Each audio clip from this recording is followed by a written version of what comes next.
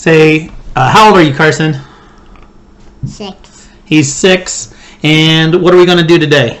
I don't know. You don't know? We're going to talk about monopolies. Is that one of your favorite games? Yeah? Yeah. What version of Monopoly do you have? I got Mario. Tell them. I got Mario. You got Mario Monopoly, and that's his favorite. So, because he is going to invent his own Mario game when he gets older. So, I'm going to let him go play some Mario. What Mario game are you playing right now? Rabbids. Mario versus Rabbids. All right. We'll see you later, buddy.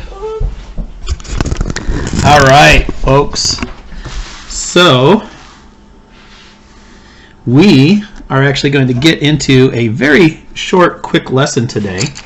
And you'll have a one-question homework assignment later on. All right, but I know we're still talking about monopolies. But we're going to talk about misconceptions about them. All right? Because here's the thing. I mean, when you hear the term monopoly, you're growing up, you play the game. It's a good thing to have a monopoly when you play the game, but then in U.S. history, you hear how bad the robber barons were and how monopolies manipulated everything. Well, in the world of microeconomics, monopolies can be a good thing. All right? And so when we talk about monopolies, we got to make sure we understand everything about them. So the first misconception about monopolies is they don't automatically charge the highest price. All right? What's the obvious goal of a monopoly? Cha-ching, profit. That's what they're all about. They're not about charging the highest price because they can. They're about profit. And if they can't sell their item because they priced it too high, they're going to go out of business. They don't want to do that. So they're not always going to charge the highest price. Second, they are after total profit, not per unit profit. What this means is if they wanted to charge $10 for an item, all right, and it only cost them $2 to make it, they get a profit of $8 per item. But in this situation, by charging $10, they're only going to sell 3 of them, all right, for a total profit of $24. But if they lower their price, all right, to $8, and it still costs them $2 to make it, so now they make $6 per unit, but they sell 6 of them instead of 3 of them, they are now making $36.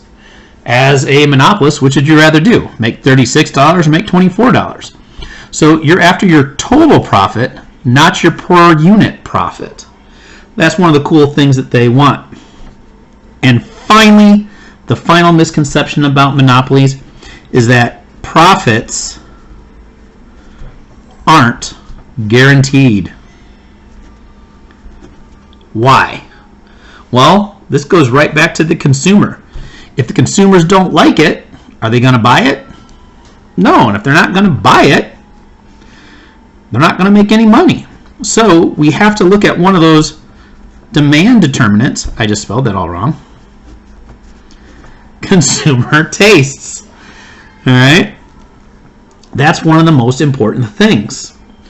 All right? Well, just like before, when we talked about supply and demand, we talked about inefficiencies.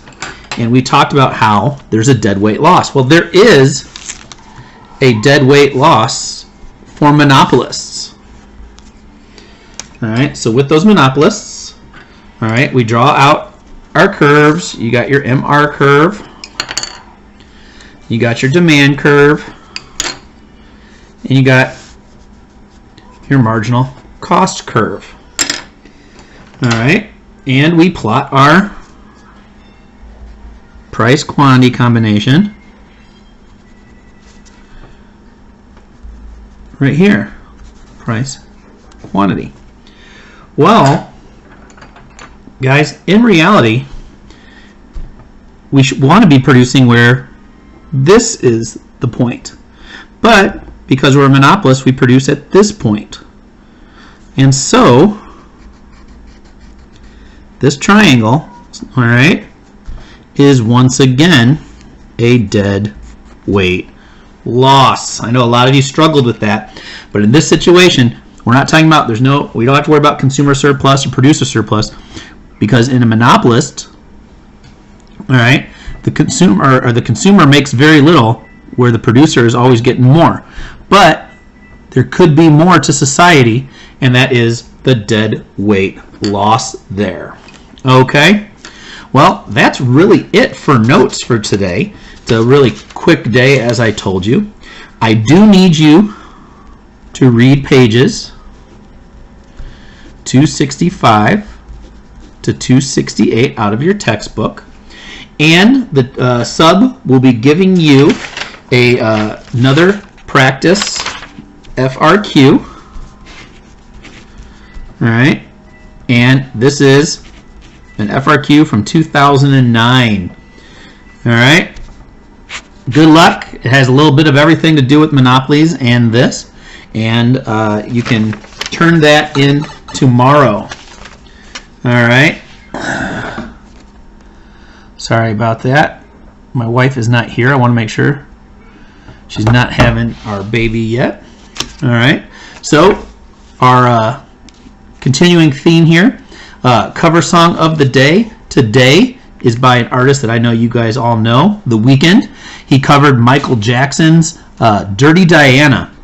He only calls it DD, so if you search it, type in The Weeknd DD, and you should enjoy that song.